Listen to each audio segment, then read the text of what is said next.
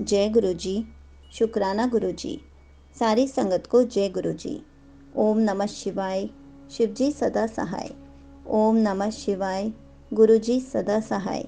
शिव पुराण श्री रुद्र संहिता तृतीय खंड का 8वां अध्याय, मैना और हिमालय की बातचीत। ब्रह्मा जी बोले, हे नारद, तुम्हारे स्वर्ग लोक जाने के पश्चात कुछ समय तक सब कुछ ऐसे ही चलता रहा।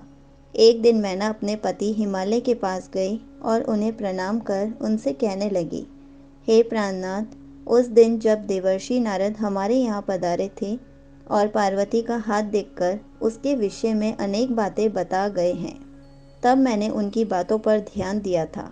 अब पार्वती बड़ी हो रही है। मेरी आपसे विनम्र प्रार्थना है कि आप उसके विवाह के लिए सुयोग्य व सुंदर वर की खोज शुरू कर दें, जिसके साथ हमारी पुत्री पार्वती सुख से अपना जीवन व्यतीत कर सके। वह शुभ लक्षणों वाला तथा कुलीन होना चाहिए, क्योंकि मुझे अपनी पुत्री अपने प्राणों से भी अधिक प्यारी है।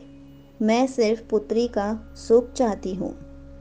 यह कहकर मैना की आंखों में आंसू आ गए और वे अपने पति के चरणों में गिर पड़ी।